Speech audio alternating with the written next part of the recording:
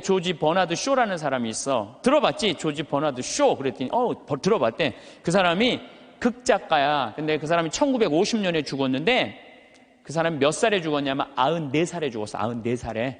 94살에 죽었는데 94살에 죽으면서도 자기 묘비명에 뭐라고 써놨느냐면은 우물쭈물하다 내 이럴 줄 알았다. 이렇게 써놓고 죽었어.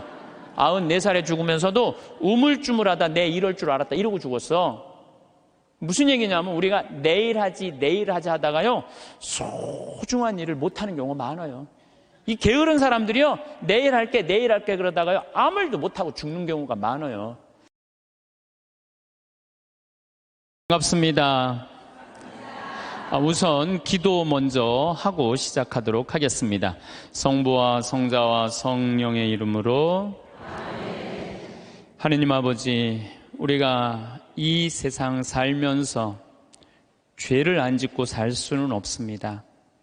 그렇지만 항상 삶 안에서 죄를 경계하고 죄에서 벗어나 당신의 주시는 평화 속에서 살 수 있도록 이 시간 함께하여 주시고, 또 이곳에 모인 우리 교우들에게, 또 교우들 가정에 당신의 진정한 평화 내려주시기를 청합니다. 영광이 성부와 성자와 성령께, 성부와 성자와 성령의 이름으로 아멘. 참 예수님, 네, 반갑습니다. 오늘 제가 여러분들하고 나눌 이야기는 회개와 용서라는 주제보다는 죄에 이르는 길이라는 주제로 얘기를 나누고 싶어요. 어떻게 하면 우리가 죄 짓고 살 수 있나, 그런 주제를 가지고 얘기를 하도록 하겠습니다. 여러분들, 세상에 살면서 우리가 죄 안 짓고 살 수 있는 사람 있을까요, 없을까요? 이 세상 사는 한 죄 안 짓고 살 수 있는 사람은 단 한 사람도 없어요. 저는 죄 질 것 같아요, 안 질 것 같아요? 저도 져요. 저도 져요. 제가 평택에 처음에 32살 때 본당 신부로 나갔을 때 교우들이 거의 4,000명이 넘었어요. 32살에 4,000명이 넘는 본당 신부를 했으니까 얼마나 잘하고 싶겠어요. 주일날 미사가 끝나면은 대미사 한 1,000명 정도 미사 참여를 왔어요. 그러면은 그 미사 끝에 성당 마당에서 그 교우들 손 한 번씩 잡아주려고 한 분도 안 빼고 손을 잡아주면서 눈 마주치면서 일일이 말은 다 못했지만 눈으로 잘 지냈느냐, 잘 지내라, 이런 마음으로 눈인사까지 다 했어요. 그런데 어떤 경우는 또 교우가 손을 붙잡고 지난주에 뭐 우리 집 애가 아파서 병원에 갔다 왔다 뭐 이런 얘기를 하면 또 그 얘기 들어줘야 되잖아요.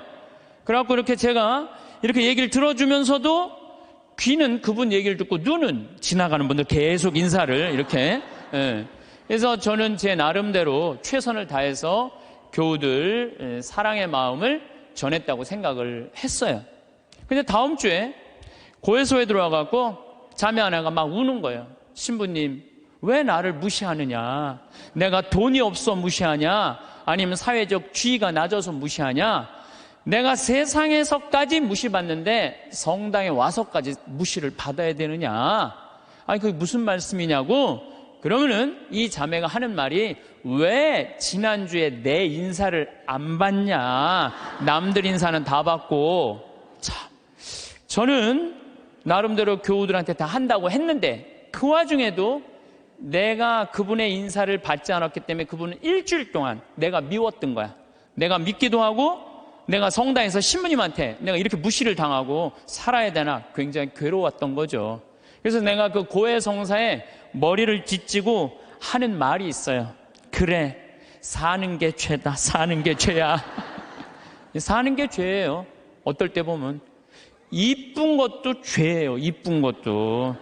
성당에 이쁜 여자 나오잖아요. 그럼 마음 산란해요. 이쁜 것도 죄야. 또 이쁜 여자가 또 그냥 거기서 그냥 막 성당에서 그냥 활동도 하고 막 빛이 나면은요, 더 미운 거죠. 나는 왜 저렇게 이쁘게 태어나지 못했을까? 어떨 때 보면은 이쁜 것도 죄예요. 여러분들은 성당에 열심히 나오고 싶어요. 자녀들 손잡고 남편하고 같이 행복하게 성가정 이루고 살고 싶어. 예수, 마리아, 요셉이 이룬 성가정, 여러분 다 그런 꿈이 있죠? 정말로 다 같이 미사 참여 손잡고 하고 싶은 꿈이 있는데, 자식은 성당 가자고 그러면은 마치 성당 가는 건 구닥다리나 하는 것처럼 엄마나 가라고 그러고, 성당 가는 거 무시할 때 내가 무시당하는 게 아니라 예수님까지 무시당하는 기분 들 때 우리가 너무너무 슬퍼요. 남편은 또 술 먹고 바람 피고 때리고 폭력을 하면은, 여러분들 그런 남편 정말로 죽이고 싶을 때도 있잖아요. 정말 난 착하게 살고 싶은데 마음에 죽이고 싶은 생각이 들 때가 있어요. 얼마 전에 어떤 할머니가 56년 동안 남편이 계속 때렸던 거예요. 근데 이 할아버지가 이 병이 누워갖고 치료하자고 그러는데도 또 그날도 때린 거예요. 그러니까 할머니가 홧김에 그 할아버지를 결국은 죽였잖아요. 그러니까 그 할머니는 평생 맞으면서도 가정을 지키고 싶었던 거예요. 그런데 그런 조그만 죄들이 쌓여서 제 생각에는 큰 죄가 되는 것 같아요. 조그만 죄들이. 나는 착하게 살고 싶은데 세상이 가만 놔둬요, 안 놔둬요? 가만히 안 놔두잖아요. 나 성당에서 신앙생활 열심히 하고 싶은데 다른 사람이 나 욕하고 헐뜯으면은 내 마음 안에서 미움이 생겨요, 안 생겨요? 나는 정말로 착하게 살고 싶은데 남들이 가만히 안 놔두는 거야. 또 보이스피싱 있잖아요. 이 금쪽 같은 아들이 서울 가서 공부 잘하고 있는데 갑자기 전화가 한 통 온 거예요. 지금 아들이 교통사고가 나갖고 지금 병원에 내가 데려다 준 사람이다. 이 응급실에 있는데 수술 안 하면은 죽는다. 빨리 돈 좀 보내라. 아니, 아들이 죽는다는데 묻지도 따지지도 않고 어떻게 해요? 돈 300만 원 보내줬어. 그랬더니 한 10분 후에 아들이 전화하는 거, 엄마 잘 있느냐고. 멀쩡한 아들이. 이미 돈은 보냈는데. 그렇게 2008년부터 3만 건이 넘는 보이스피싱에 우리 순진한 사람들이 얼마만큼의 돈을 손해를 받느냐면 3,700억을 손해를 봤어요. 3,700억을. 그러니까 그 착한 사람들이 그렇게 돈이 사기당했다고 생각했을 때 화가 나요, 안 나요? 화가 나요. 착하게 살고 싶은데도 세상이 가만히 놔두지 않는 거예요. 근데 여러분들, 여기 계신 여러분들 대부분이 착하게 살고 싶은 분들일 거예요. 그러니까 이 시간에 여기 나왔겠죠. 한번 착하게 살아보고 싶은 의지가 있는 분들 아니에요. 근데 남을 죄짓게 하는 사람들은 반드시 하느님께서 거기에 응당한 대가를 치른다고 예수님 말씀하시잖아요. 예수님께서 이런 말씀을 하시죠. 남을 죄짓게 하는 일이 일어나지 않을 수는 없다. 참 중요한 말을 해요. 우리가 세상을 살면서 남을 죄짓게 하는 일을 안 일어날 수는 없다. 그러나 불행하여라. 그러한 일을 저지르는 자, 이 작은 이들 가운데 하나라도 죄짓게 하는 것보다 연자매를 목에 걸고 바다에 내던져지는 편이 훨씬 낫다. 너희는 스스로 조심하여라. 우리 이 세상 살아가면서요, 나도 죄를 안 짓고 살아야 되지만 나로 하여금 다른 사람이 죄를 져서는 안 된다는 거예요. 그래서 항상 죄에 대해서 경계를 해야 되는 거죠. 그래서 여러분들 주위 중에 지금 사기치는 사람들, 남 괴롭히는 사람들, 이런 사람들 누가 다 대신 벌 줄 거야? 하느님께서 대신 다 벌 줄 거예요. 그래서 여러분들이 직접 벌 주지 마세요. 누구한테 미뤄? 하느님한테 미뤄. 하느님이 좀 알아서 좀 해달라고. 그래서 이 세상에서 제일 회개시키기 힘든 사람이 어떤 사람이냐면은 자기는 죄 지은 게 하나도 없고 다 남 탓이라고 생각하는 사람. 마누라 실컷 두들겨 패고 난 다음에 당신 마누라 때리면 안 된다고 그럴 때 나는 잘못한 거 하나도 없다. 저 마누라가 잘못해서 내가 두들겨 팬 거다. 이런 사람은 회개시킬 수가 없어요. 그러니까 여기 계신 분들 중에 나는 지금 잘하고 있는데 남들이 잘못돼갖고 내가 죄를 짓는 거다. 내가 때리거나 이러는 거다. 이거 큰 위험에 빠진 분들이에요. 옛날에 러시아에 신부님이 한 분 계셨어요. 이 신부님은 이렇게 시내 본당 신부님이었어요. 근데 이렇게 가정방문 아침에 나가고 병자성사를 나갈 때 보면 그 앞에 몸 파는 여자들이 그냥 성당 앞에 시내니까 쫙 있었어요. 그래갖고 밤새 막 옷 그런 거 그냥 빨아놓고 걸어놓으면은 신부님이 나가면서 회개하라고 니네들 때문에 수많은 사람들이 죄 속에 빠지고 너희들도 죄의 굴레 속에서 산다고 회개 안 하지면 너희들은 지옥에 갈 것이라고 신부님 나갈 때 또 들어올 때 또 그냥 밤에 그냥 여자들이 그냥 몸 판다고 참 이상하게 옷 입고 앉아 있으면은 그냥 신부님 눈꼴이 시잖아요. 그러니까 뭐라 그래? 회개하라고. 너희들 그렇게 죄 지면은 지옥에 갈 거라고. 그래서 신부님이 평생 그 여자들한테 회개하라고 얘기를 했어요. 그래도 이 여자는 먹고 살아야 되니까 그냥 신부님이 그럴 때마다 눈물을 흘리고 회개를 했어요. 그런데 신부님이 그렇게 열심히 하늘나라 선포하다가 돌아가셨어요. 돌아가셨는데 신부님이 돌아가신 날 그 성당 앞에서 맨날 몸 팔던 여자도 같이 죽은 거야. 똑같은 날. 그래갖고 이제 베드로 성인 앞에 가고 이제 천당, 지옥, 연악, 도정을 딱 받으려고 이렇게 줄 서서 있는데 신부님이 가만히 보니까 평생 몸 팔고 살던 여자가 앞에 딱 서 있는 거야. 이 여자가 내 앞에 있네? 그래갖고 이제 저 여자 평생 죄 짓고 산 여자니까 저 여자는 지옥에 갈 거야. 그리고 이렇게 있는데 베드로 성인이 그 여인을 보더니 안다는 듯이 싹 웃으면서 이 치부책을 대충 넘기는 거야. 대충 넘기더니 한다는 소리가 천당 도장을 딱 찍어주는 거야.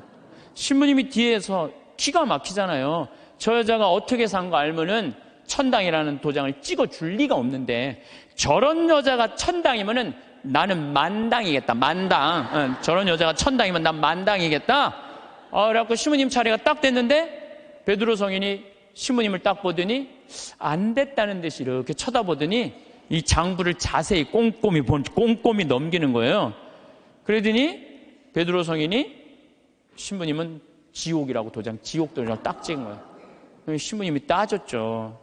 지금 베드로 성인 제정신이냐고. 평생 몸 팔고 산 저 여자는 천당이고 하느님 나라 평생 선포하고 산 난 왜 지옥이냐고. 이유를 대라고. 그랬더니 또 신부님이 또 컴플레인을 하니까 이거 그냥 넘어갈 수가 없어서 그럼 내가 장부를 다시 한번 보겠다고. 그랬더니 그 여자 장부를 막 넘기더니 이 여자 천당 맞다고. 그리고 신부님 장부를 다시 보니까 신부님 지옥 맞다고. 이유가 뭐냐? 그랬더니 베드로 성인이 이런 말을 해요. 이사야전서 1장 18절에 이런 얘기가 있다. 신부님 아느냐? 주님께서 말씀하신다. 오너라. 오늘 10일을 가려보자. 너희의 죄가 진홍빛 같아도 눈같이 희어지고 다홍같이 붉어도 양털같이 되리라. 하느님께서는 아무리 죄를 많이 져도 하느님이 따지기 시작하면은 진홍같이 불러도 눈같이 희어질 거다. 다홍같이 붉어도 양털같이 희어진다. 그리고 내가 2000년 전에 내가 예수님한테 물어본 거 당신 기억 안 나느냐고. 베드로 성인이 이 루카복음 17장 4절에 주님, 제 형제가 죄를 지으면 몇 번 용서해 줘야 됩니까? 17장 4절에는 뭐라고 그러냐면 하루에 7번 잘못해갖고 7번 다 와서 용서해 달라고 그래도 용서해 줘라. 나는 그렇게 배웠다. 근데 신부님이 나갈 때마다 회개하라고 할 때 그 여자는 눈물을 흘리고 회개했다. 그럴 때마다 나는 2000년 전에 예수님이 세워놓은 원칙에 따라서 다 용서해 줬다. 그래서 이 여자는 평생 매일매일 용서를 빌어서 이제는 용서해 줄 게 없다. 근데 신부님은 평생 살면서 남 회개해라, 그냥 지옥에 간다 말은 했는데 신부님은 한 번도 하늘에 대고 눈물을 흘리면서 용서 청한 적이 없다. 근데 신부님이 평생 살면서 죄 한 번도 안 졌냐? 봐라, 이거 평생 쌓인 장부 한번 쫙 해고 신부님이 그걸 보고 아무 말도 안 하고 스스로 지옥으로 걸어 들어갔다는 이야기가 있어요. 인간으로 태어난 이상 우리가 죄를 안 짓고 살 수는 없습니다. 근데 제가 이렇게 가만히 보면요, 시골에서 사는 분보다는 도시에서 사는 분들이 죄를 훨씬 더 많이 져요. 시골에는요, 죄 질 일이 거의 없어요. 제가 우리 평창 읍내 이렇게 저녁에 나가보면은요, 여기 도시에 와보면 막 빙글빙글 막 이상한 이발소 막 돌아가는 거 천지잖아요. 우리는 하나도 없어요, 그런 게. 죄 짓고 싶어도 질 수가 없어요, 죄 짓고 싶어도. 그리고 우리 시골은 밤에 이렇게 낮에도 마찬가지예요. 읍내에 나가면은 신호가 한 2개, 3개 있는데 아무리 늦게 떠나도 빵빵거리는 사람이 없어요. 근데 내가 오늘도 서울에 와서 강의하지만 1초만 늦게 출발해도요, 빵빵빵빵 그래요. 이게 사람 사는 동네인지 또 아래층, 위층 또 층간소음 때문에 서로 싸우고 스트레스하고 그냥 설날 그냥 아래층 사람들이 위층에 그냥 찾아온 자식들 다 죽이고 이게 도시에서 살면 살수록 죄를 많이 짓는 것 같아요. 시골에서 사는 것보다는. 또 높은 자리에 올라가면 올라갈수록 죄를 지을 수밖에 없어요. 내가 알던 어느 시장님. 네, 시장님인데 열심히 우리 천주교 교우죠. 근데 자기는 정말로 돈을 안 받았대요. 정말 하느님 앞에 맹세할 수 있대요. 그런데 자기가 감옥에 10달 갔다 왔대요. 갔다 온 이유가 뭐냐면 추석 때 선물 꾸러미들이 그렇게 많이 들어온대요. 그러면은 선물을 막 다 보낸대요. 그럼 정말 사과박스 같은 게 들어오면은 그 미처 못 보내고 던지고 가는 사람이 있대요. 그럼 뭐 업무 바쁘다 보면 다음날 뜯어보면 거기 안에 돈이 꽉 들어있대요. 그래갖고 다시 돌려줘도 하루만 그게 그 집에서 잠을 자도 이게 꺼리가 된다는 거예요. 자기는 전혀 받고 싶지 않은데. 그러니까 높은 자리에 올라가면 올라갈수록 죄 짓고 싶지 않은데 이게 그래서 여러분들 출세하는 거 그렇게 좋아할 거 없다는 거예요. 높은 자리에 올라가면은요 죄 지을 수 있는 기회가 훨씬 많아요. 많이 가지면 가질수록 죄를 더 많이 짓는. 부자가 하늘나라 들어가는 것보다는 낙타가 바늘구멍 통과하는 것이 훨씬 쉽다고 예수님 말씀하셨잖아요. 많이 가진 사람 많이 내놔야 돼요. 빌 게이츠, 워런 버핏 이 두 사람이 얼마를 만들어놨냐면 1000억 달러를 만들어놨어요. 1000억 달러. 빌 게이츠는 600억 달러를 내놓고 워런 버핏은 300억 달러를 빌 게이츠한테 줬어요. 자선재단에. 그럼 웬만한 사람이면은 자기가 만들고 싶잖아요. 300억 달러면. 우리나라 전 대통령은 300억 원을 냈다고 그러는데 이 빌 게이츠, 워런 버핏은 자기가 관리하지도 않아요. 빌 게이츠한테 줬어요. 왜 그랬냐고 그러니까 나보다는 빌 게이츠가 훨씬 자선사업을 잘해왔기 때문에 잘할 것 같아갖고 300억 달러를 냈다는 거예요. 얼마나 멋있어요. 그러니까 미국의 부자들은 존경받는 거예요. 근데 우리나라 부자들은요, 이게 내놓는 걸 떼어놔서 안 떼어먹으면 다행일 텐데 이 세금으로 떼어먹으니까 우리나라는 부자에 대한 거부 반응이 있는 거예요. 예수님이 그랬어요. 많이 가진 사람은 많이 내놔야 된다. 많이 가진 사람. 하느님께서 많이 준 얘기는 많이 나누라고 그러는데 이게 여러분들 루카복음 16장에 부자와 나라로 얘기 알죠? 부자는 잘 먹고 잘 살았어. 하다못해 나자로 떨어지는 부스러기도 개가 나자로 종기 핥았어요. 근데 마지막 날에는 나자로는 아브라함 품에서 참 호강을 하고 부자는 뜨거운 불똥이 있어요. 물 한 방울 그것도 못 먹었잖아요. 예수님이 그러잖아요. 살아생전에 너무 고생을 했기 때문에 이 나자로는 호강을 하는 거. 당신은 부자인데 아무것도 나누지 않았고 고생하는 거다. 그러니까 우리가 돈이 많고 출세하면 할수록 뭐에 가까우냐면 죄에 가까운 거예요. 그만큼 뭐가 많아? 책임이 많기 때문에 책임이. 없는 게 속편한 게 있어요. 예수님은 이방인, 죄인들, 창녀들이 먼저 천국 간다는 말이 저는 요즘 조금 이해가 돼요. 버림받고 가난하고 빼곡고 힘없는 사람 천당 갈 확률이 많아요. 근데 여기가 지금 수서성당이란 말이에요. 우리나라에서 제일 잘 사는 동네란 말이야. 약간 위험하지 않을까. 그러니까 여러분들은 어떻게 해야 돼? 더 많이 내놔야죠. 요즘 저는 중국을 이렇게 보면요 걱정돼요. 여러 가지로 걱정돼요. 5살짜리 아이 막 눈알 빼고 막 그렇죠? 50살짜리 얼마 전에도 할아버지도 눈알을 막 빼가고 참 이 살아있는 사람들 눈알을 빼가요. 또 애들 1살 2살짜리 유괴에다가 팔아먹는 이게 수두룩하다는 거예요. 그거 팔아먹는 사람이 300명이 넘는다는 거예요. 그거 얼마 전에 잡았잖아요. 그러니까 중국이요 저는 하느님을 믿지 않아서 반성을 하지 않는 나라예요. 쉽게 말하면 회개하지 않는 나라예요. 얼마 전에도 제가 그 중국에서 올린 동영상 유튜브를 봤는데 길 가면서 이렇게 소매치기 할아버지가 잡았어요. 그랬더니 잡았다고 그 할아버지를 길에서 때리는데 한 명도 모르는 척하는 거예요. 한 명도 말리는 사람이 없는 거예요. 이 막대기로 때리는데도. 중국 사람들은 남 일을 관여하지 않는데요. 관여했다가는 더 큰 화를 입어서. 양심이 완전히 없는 거죠. 돈만 벌으면 뭐예요? 요즘 중국이 돈 잘 버는데 이게 회개하지 않으면은 회개하지 않는 나라 또 있잖아요. 일본도 똑같은 나라예요. 제가 보기에는. 예. 그래서 우리가 정말로 회개를 하고 살아야 된다. 그러면 우리가 어떻게 죄를 질 수 있느냐? 우리가 자그마한 죄들이 커서 큰 죄가 되는데, 그 자그마한 죄, 우리가 큰 죄로 가는 첫 번째 뭐냐면 게으름이에요. 게으름. 덴마크 속담에 이런 얘기가 있어요. 젊어서 게으르면 늙어서 도적이 된다고 그래요. 게으른 사람이요, 다 남 욕하고 비난하고 사기치는 거예요. 대부분이. 얼마 전에 우리 동창 신부들 모임이 있었어요. 한참 재미나게 노는데 내 정말 친한 형이 전화를 받더니 그러더라고요. 뭐라고? 죽었다고?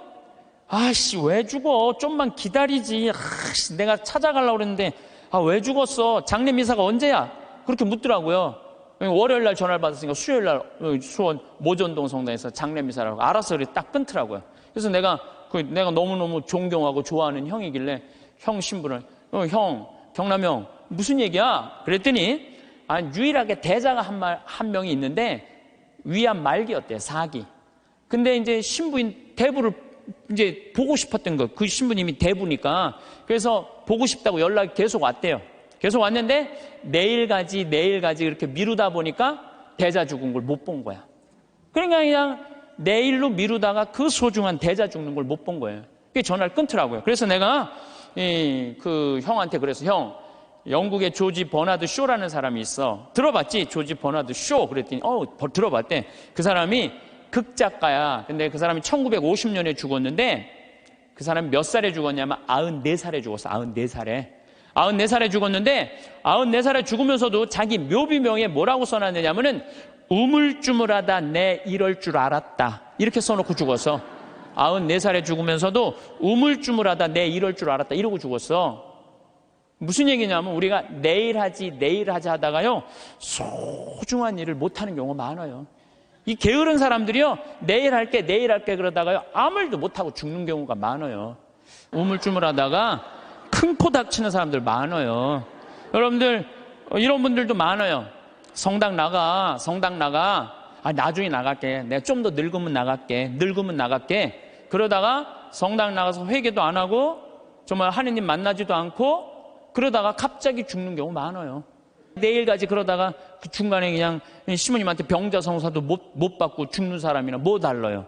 달릴 게 뭐 있어요? 우리 생태마을에는 이제 그 여름에 환경 피정을 해요. 전국에서 70개 성당이 와요. 그럼 애들이 한 3,000명 정도 와요. 그럼 2월 달에 예약이 끝나요. 그럼 어떤 성당은 2월 달부터 계속 답사 와요. 답사 오고 프로그램 확인하고 선생님, 신부님, 수녀님들이 다 와갖고 궁금한 거 있으면 다 물어봐. 그런 성당들은요 와서 프로그램 잘하고 가요. 근데 어떤 성당은 답사도 안 오고 전화도 안 하고 프로그램 문의도 전혀 안 해. 6월달, 7월달 하기 전에 6월달에 오리엔테이션을 해요. 전국에 있는 성당에 다 오라고 그래갖고 하루. 그래서 프로그램 다 답사식. 그것도 안 와. 아무 준비도 안 하고 딱 왔다가 내가 이럴 줄 알았으면 여기 안 왔다고. 그리고 그냥 2박 3일 동안 싸우고 가는 성당들도 있어요. 보면은. 인생에 있어서 준비가 안 돼 있는 사람들은 항상 싸워요. 항상. 보면은 우리 생태마을에도 우리 직원들 이렇게 보면은 야 여기 고추밭에 대 좀 한 100평 좀 전부 다 걷어놔. 저녁에 와보면 안 걷어놨어. 왜 안 걷어놨어? 뭐 태풍이 온다고 그랬다 뭐 누가 일을 시켰다 계속 핑계를 대요. 그럼 내가 잘라요. 게으른 사람은 어떻게 했어요? 자르면 또 우린 대개 서울 경기도에서 이제 다 취직을 해갖고 하잖아요. 집에 가갖고는 또 뭐라고 했냐면 그 생태마을 망해야 된다고 그런 데는 막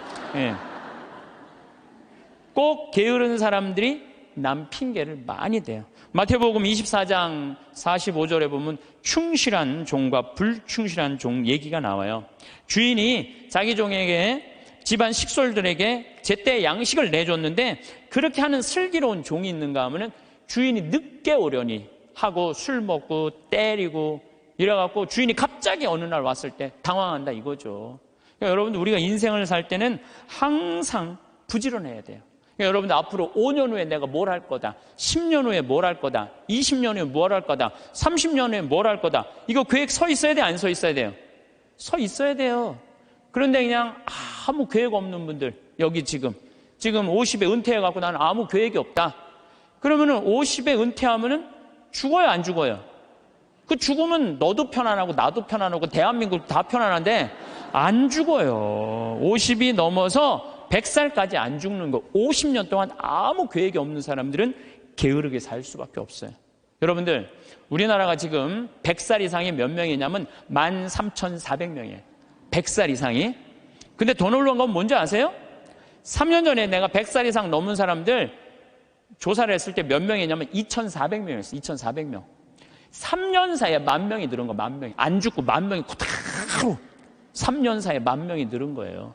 지금 90살에서부터 100살까지는 몇 명이냐면 13만 4천 명, 13만 4천 명. 그런데 80살에서부터 90살까지는 몇 명이냐면 97만 명이에요. 97만 명. 근데 70살부터 80살까지 몇 명이 270만 명, 273명. 그래서 65세 이상이 몇 명이 613만 명, 613만. 근데 이분들이 안 죽고 그대로 가는 거예요, 이제. 안 죽고. 안 죽고 그대로 가는데 계획이 있어요, 없어요?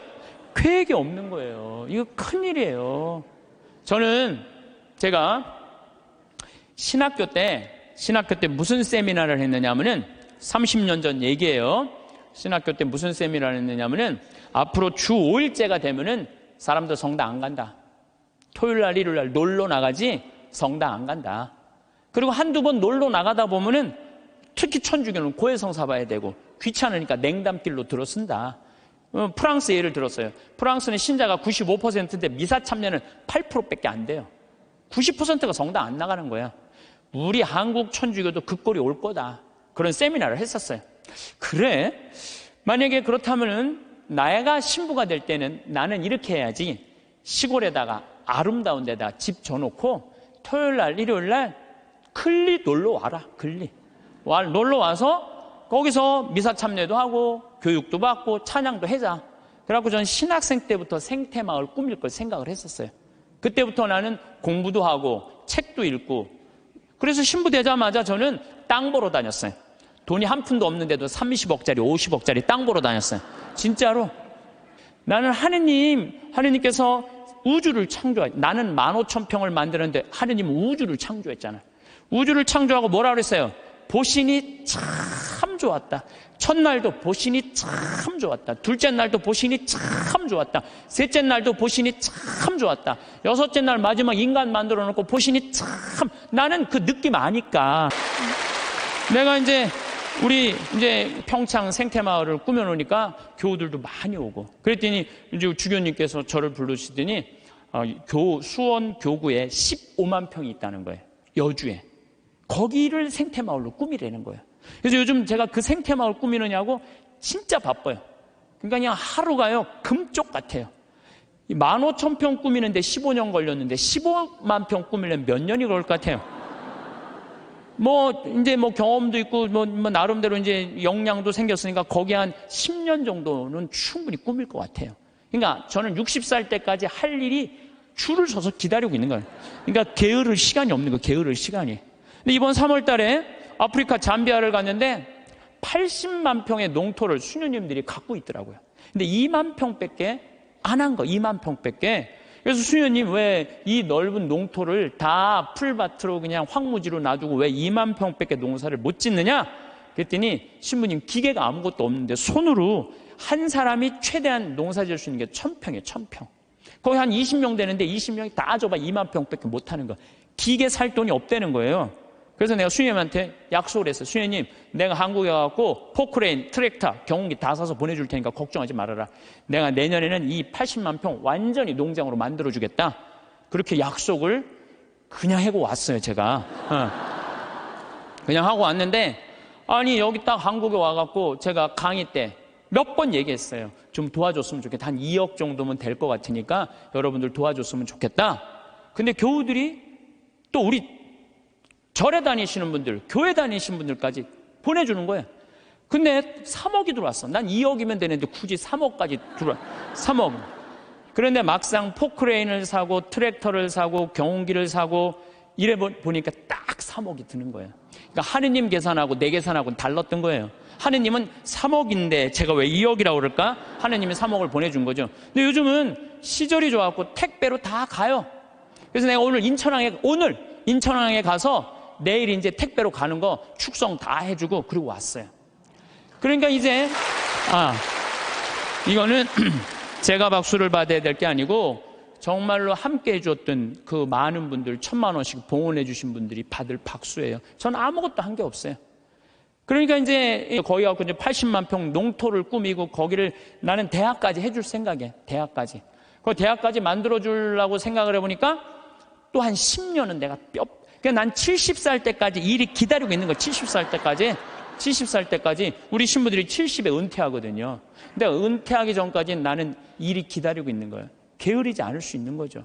그럼 이제 70살 넘어서는 뭘 할까? 우리 동창 신부들끼리 모여갖고, 야, 우리가 70살이면 지금 70에 은퇴하라고 그러는데 70이면 지금 다 아저씨 같잖아요. 그렇죠? 그럼 70에 우리 뭐 할까? 그래갖고 우리 신부들끼리 모여갖고 한 얘기가 그 얘기야. 야, 우리 70 넘으면 있잖아. 적어도 신부 생활 한 30년, 40년 하면은 하느님하고 거의 친하니까 반 귀신이다. 반 귀신. 반 귀신 되니까 우리 커피숍 하자. 커피숍에서 커피 마시러 오는 사람들, 정말 힘들고 고통스러운 교우들 얼마나 많으냐. 근데 본당 신부님 바쁘니까 면담도 못하고 커피 타주면서 뭐 면담하면 앉아서 면담해주고, 우리 동창이 20명 되니까 하루에 돌아가면서 해봤자 일주일에 하루만 나가서 일하면 되는데, 우리 요즘은 4주8자 커피숍도 많더라. 야, 우리 신부들도 은퇴해갖고 그거 해주자. 제가 그런 얘기 해요. 우리가 죽을 때까지 계획이 있어야 돼요. 계획이 없으면요 우리의 삶이 너무너무 힘들어요. 우리의 삶이. 여러분들은 무슨 계획이 있으세요? 내가 지금 50, 60대 갖고 남은 30년, 40년 어떻게 살 계획 있으세요? 없으세요? 만약에 없다면요 게으른 처냐고 별반 다를 게 없어요. 지금 바로 지금 다가오고 있어요. 근데 아무 일도 안 하고 있으면 문제가 많은 거예요. 그리고 내가 그 요양병원 의사가 나한테 해준 얘기예요. 70살 먹은 딸이 93살 먹은 엄마한테 요양병원에 와갖고 뇌졸중으로 쓰러진 엄마한테 와갖고 밥을 먹이면서 한 숟갈 먹일 때마다 죽어 그러더래요. 그래서 왜 엄마한테 밥을 먹으면서 죽으라고 그러느냐? 그랬더니 70살 먹은 딸이 하는 얘기가, 의사 선생님 내 말 좀 들어보라고, 엄마가 91살 때 뇌졸중으로 쓰러졌다는 거예요. 여러분들 90살 넘으면요 기력 다 떨어질 때, 그렇죠? 거기에 뇌졸중까지 쓰러지면은 길게 살아야 6개월, 1년이에요. 그래서 자식이 75, 73, 그 다음에 68이라는 거야. 그 자기네들도 자식한테 매달려 사는데 그 90살 먹은 엄마 어떻게 모시냐. 병들은 엄마. 마침 엄마가 7천만 원짜리 전세 살고 있었대. 우리 그 전세 빼갖고 엄마 요양병원에 넣자. 살면 얼마나 살겠느냐. 그래갖고 엄마를 요양병원에 넣은 거예요. 여러분들 근데 이걸 알아야 돼요. 90살 넘어갖고 요양병원에 들어가잖아요. 그럼 의사들이요 안 죽여요. 살려내요. 그래갖고 2년 동안 이 할머니가 안 죽은 거야. 그러니까 7천만 원을 다 쓴 거야. 다 쓰고 난 다음에 이제 병원비를 안 내니까 모시고 가라. 그러니까 오빠가 모셔라. 아니다, 나는 받은 거 없다. 네가 더 받지 않았냐. 나는 없다. 서로 이래갖고 원수 돼갖고 안 만나는 거야. 70이 넘어서 자식들이. 엄마는 죽지도 않고. 그러니 자식 원수 만들고 91살에 2년 동안 누워서 돈만 축내니 그렇게 살아서 뭐하냐. 그러니 차라리 어떻게 해라? 죽어라. 죽어. 그러면서 먹이더래요. 이게 여러분들 남의 얘기가 아니에요. 여러분들 얘기예요. 여러분들 우물쭈물하다 내 이럴 줄 알았다. 이 꼴 날 뿐 많아요. 여기 그냥 아무것도 안 하고 아무 일도 안 하고. 그래서 저는 여러분들한테 정말 권하고 싶은 거는, 내가 자식들한테 정말 늙어서 구박받기 싫으면 지금 운동해야 돼요. 운동을 하는데 무슨 운동을 했냐면 헬스 해야 돼. 헬스장에 다녀야 돼요. 나이를 먹을수록 헬스장에 다녀요. 미국은요 헬스장에 다 할머니 할아버지들이 다 다녀요. 그래갖고 돌아가실 때 6개월 이상 고생하면서 돌아가는 분들이 거의 없대요. 95%가 6개월 이내에 거의 다 돌아가신대요. 근데 우리나라는 치매 걸린 할머니 할아버지가 거의 58만 명이에요. 58만 명. 610만 명 중에 거의 10%에 달하는 할머니가 똥오줌을 싸고 지금 저 누워 있는 거예요. 그러니 그 가족들이 미쳐요, 안 미쳐요? 미치는 거예요. 그러니까 여러분들도 내가 지금부터 삶의 계획을 잘 짜셔야 돼. 내가 이렇게 살아야 되겠다, 저렇게 살아야 되겠다. 이런 계획이 없으면은요 참 힘들어요. 사도 바오로가 데살로니가 후서 2서 3장 16절에서 15절에 이런 얘기를 해요. 무질서하게 살아가면서 우리에게서 받은 전통을 따르지 않는 형제는 누구든지 멀리 하십시오. 우리는 여러분과 함께 있을 때 무질서하게 살지 않았고 아무에게서도 양식을 거저 얻어먹지 않았으며 오히려 여러분 가운데 누구에게도 폐를 끼치지 않으려고 수고와 고생을 하며 밤낮으로 일하였습니다. 사도 바오로도요 하느님을 전하면서도 교우들한테 폐 끼치기 싫어갖고 어떻게 밤낮으로 그물 짜는 일을 했다는 거예요. 그물 짜는 일. 사람은요 일을 해야 돼요. 일 안 하는 사람들이 다 남 탓하고 남 비난하고 이러는 사람들, 일 안 하는 사람들이, 사실 우리는 여러분 곁에 있을 때 일하기 싫어하는 자는 먹지도 말라고 거듭 지시하였습니다. 일하기 싫어하는 사람은 먹지도 말라 이거예요. 그런데 듣자 하니 여러분 가운데 무질서하게 살아가면서 일은 하지 않고 남의 일에만 참견만 하는 자들이 있다고 합니다. 일 안 하면 할 일이 없는데 뭐 할 것 같아요? 참견하는 거예요. 여러분들 50, 60 넘어갖고 부부싸움 왜 하는 줄 알아요? 남편들하고 부부싸움 왜 하는 줄 알아요? 할 일이 없으니까. 할 일이 없으니까 싸우는 일밖에 없는 거예요. 그냥 아내 뭐 반찬을 왜 이렇게 했느냐, 청소를 이렇게 했냐, 그냥. 그러니까 젊었을 때 그냥 제발 일찍 퇴근하라고 그래도 그냥 일찍 집에도 들어오지 않더니 늙어선 굳이 집에 들어오지 않아도 되는데 그냥 때 따라 철 따라 그냥 집에 들어와갖고 그냥 일이 없으니까 챙겨내는 게 일이. 그런 사람들에게 우리는 주 예수 그리스도의 이름으로 지시하고 권고합니다. 묵묵히 일하여 자기 양식을 벌어 먹도록 하십시오. 오늘도 내일도 아무 계획이 없거나 일이 없으면 사는 게 지겨워요. 일이 없으면 지겨워요. 우리는 저는 어렸을 때 시골에서 농사 졌어요. 옛날에는요 다 일해야지 먹고 살았어요. 전 7살 때 벼를 베었어요. 사람들이 믿지 못하겠지만 할머니들은 이해가 할 거예요. 7살 때 벼를 베었어요. 벼를 베고 아버지가 꼭 이 뒤에다가 꼭 볕단을 한 단씩 져줬어요. 그럼 그걸 지고 집에까지 갔었어야 돼. 그 지고 가면 목이 얼마나 따가운지 몰라요. 그래갖고 지금도 기억이 안 되니까 논두렁에 내가 이렇게 그게 무거우니까 기대고 한 얘기가 있어. 아유 사는 게 이렇게 힘드네 이렇게. 그러니까 옛날에는요 중고등학교 뭐 학교도 못 다녔지만은 옛날에는요 애들이 10살, 15살 다 일했기 때문에 문제 있는 애들이 없었어요. 근데 요즘은요 아버지만 일해도 다 먹고 살아. 나머지는 일을 안 해도 돼. 근데 학생은 뭐가 전문이에요? 뭐가 일이에요? 학생한테는 공부가 일이죠. 그런데 여러분들 이걸 알아야 돼요. 대한민국 이 병을 고쳐야 돼요. 애들이요 중학교 1학년 때까지는 따라가요, 공부를. 근데 중학교 2학년만 되면 못 따라가요. 갑자기 함수, 2원 1차 연립 방정식 뭐 이런 게 막 미지수 뭐 이런 게 막 나와요. 그러니까 애들이 이해를 못하는 거예요. 중학교 2학년만 되면은. 영어도 막 관계 대명사, 관계 부사. 내가 2학년 교과 과정을 다 이거 강의하느라고 뽑아봤어. 나도 모르는 게 많더라고. 나도 모르는 게. 그러니까 중학교 2학년 애들은요 몸은 크지 이해는 안 되지. 엄마는 공부하라고 그러지. 학교 가면은 수업 시간에 알아듣는 건 하나도 없지. 신경질이 나요 안 나요? 그러니까 이 중학교 2학년 애들이 무서운 거예요. 그래서 무서운 거 얘네들이. 얼마 전에도 중학교 2학년 애가 뭐 선생님한테 욕을 하고 그냥 신경질 하는데 창문을 깨갖고 그냥 여기 붕대를 감고 왔더라고. 중학교 2학년이요 무시무시해요. 얼마 전에 미국에서도 중학교 2학년 애 총 쏴서 선생님 죽였잖아요. 북한이 왜 전쟁을 못 일으켜요? 중학교 2학년 애들이 무서워서 전쟁을 못 일으켜요. 얘네들이 무슨 일을 할 줄 몰라갖고. 여러분 혹시 자녀들 중에 중학교 2학년 걔네들 무서워요. 중학교 2학년 애들. 요즘은 그 운전면허인데도 초보 운전 이거 안 써붙인대잖아요. 차 뒤에다가 중2 타고 있으면 이것만 써붙이면 그냥 아무도 안 건드려. 아무도. 그러니까 중학교 2학년 때부터 어떤 일이 벌어지느냐면은 중학교 2학년, 3학년, 고등학교 1, 3학년 5년 동안 이해 안 되는 상태에서 5년을 학교를 다니는 거예요.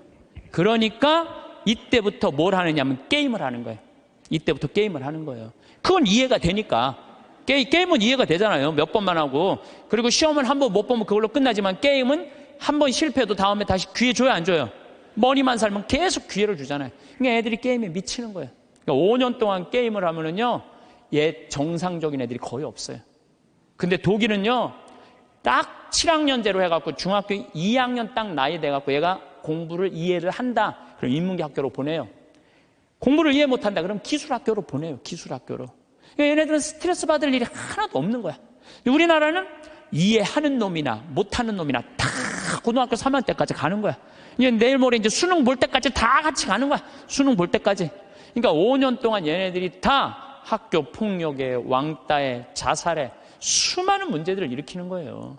공부 못하는 애들은요, 학교 가갖고 운동을 하든지, 아니면 내가 지금 잠베아에 트럭타 경운기 포크레인 보내듯이 트럭타 경운기 포크레인을 배우든지, 그럼요, 걔네들 절대 문제 일으키지 않아요. 일이 없으니까, 학교에 가갖고 일이 없으니까 얼마나 지겹겠어요. 거기다가 그냥 학원 밤까지. 그러니까 애들이 미치는 거예요.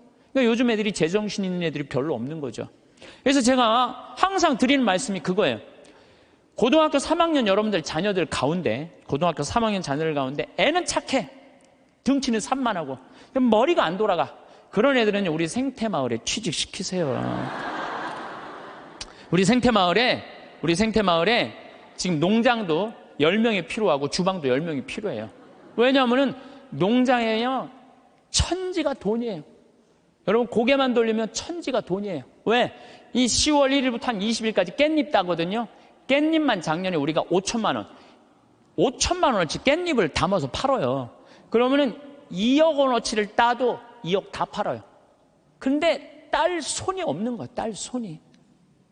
깻잎 끝나고 나면 콩잎, 이 콩잎 누런 거 이거 다 돈이에요. 다 돈이에요. 그것만 따갖고 된장 속에 박아두면은 서울 사람들 그것만 먹으면 이거 어디서 사느냐고. 다 돈이야, 다 돈. 근데 뭐가 일이 없다는 거예요. 내가 우리 수원교구 주부에다가도 고등학교 3학년 아이들 중에 튼튼한 아이들, 수능 시험 못 본 애들, 이런 애들, 착한 애들, 이런 애들 취직 원서 내라고 내가 수없이 지금 내도 고등학교 3학년 졸업한 애들은 한 명도 없어요. 뭐냐면 내 자식만은 농사 안 시키겠다 이거예요. 내 자식이 여기서 빈둥거리고 놀아도 끝났는데도 엄마들은 꿈을 포기하지 않는 거예요. 대한민국의 불행이 여기 있는 거예요. 거기서 그냥 원서만 넣어갖고 대학 들어가 봐요. 그럼 끝나고 난 다음에 취직 안 되면. 그래서 캥거루가 우리나라가 47만 명이에요. 엄마의 그 뱃속에서 25, 30살이 됐는데도 직장을 못 구하고 그냥 집에서 엄마 뱃속에서 그냥 거기서 용돈 받아갖고 쓰는 애들 캥거루가 47만 명이래. 47만 명. 그러니까 그 집들이 다 스트레스 받는 거예요.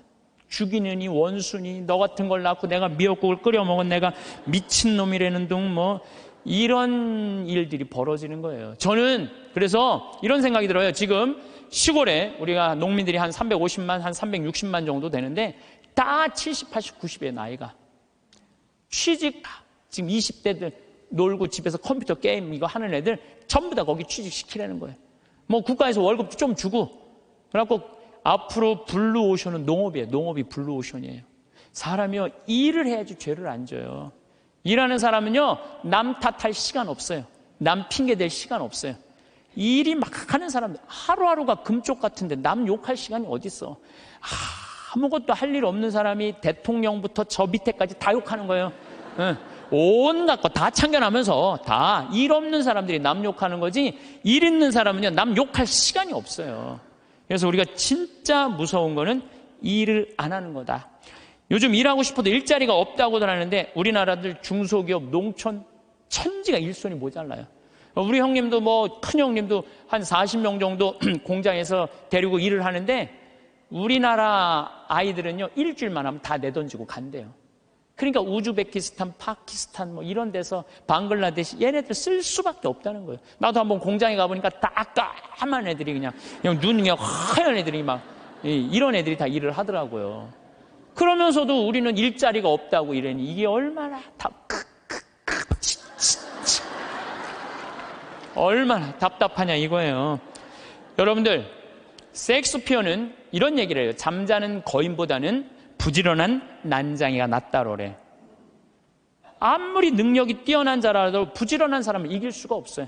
그러니까 여러분들 자녀들 중에 대학을 나왔어. 최고의 교육을 받았어. 근데 일을 안 하면요 아무 소용이 없는 거예요.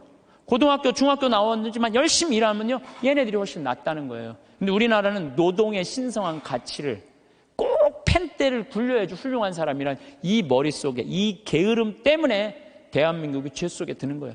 저는요, 무슨 성폭력, 뭐 학교폭력, 뭐 자식이 부모 죽이고 노름하고 게임하고 다 뭐 때문에 일이 없어서, 일이 없어서.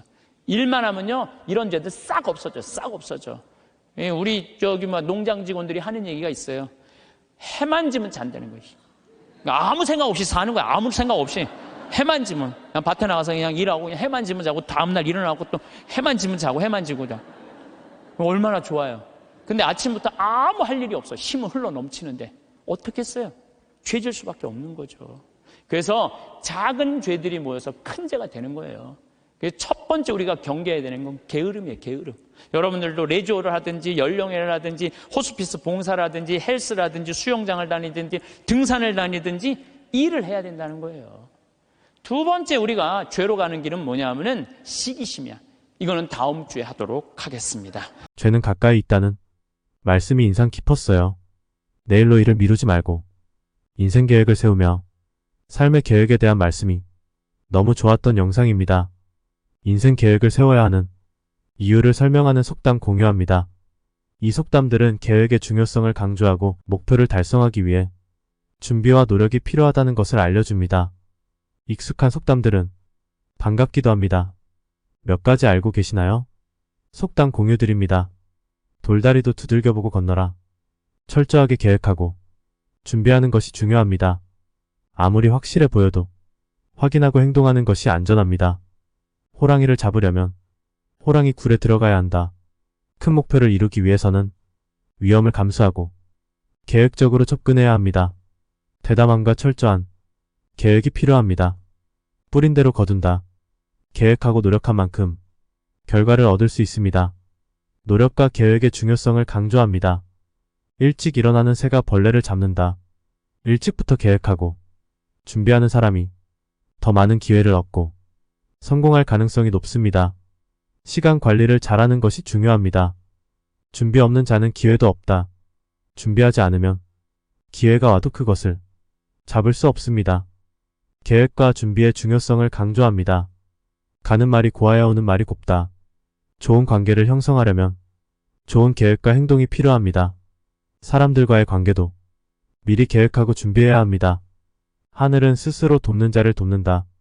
스스로 열심히 노력하고 계획하는 사람에게 좋은 결과가 돌아옵니다. 자기 노력이 중요합니다. 고생 끝에 낙이 온다. 힘들고 어려운 시기를 잘 이겨내면 좋은 결과가 따라옵니다. 어려운 시기에도 포기하지 않고 꾸준히 계획을 세우고 노력해야 합니다. 백지장도 맞들면 낫다. 혼자서 하기 어려운 일도 다른 사람과 협력하면 쉽게 해낼 수 있습니다. 팀워크와 협력의 중요성을 강조합니다. 목표 없는 계획은 항로 없는 배와 같다. 목표가 없는 계획은 방향을 잃은 배와 같습니다. 구체적인 목표 설정이 중요합니다. 이 속담들은 계획을 세우는 것의 중요성을 다양한 측면에서 강조합니다. 철저한 준비와 계획이 인생의 성공과 행복을 이루는 데 중요한 역할을 한다는 지혜를 전달합니다. 오늘도 평온히 함께 감사합니다.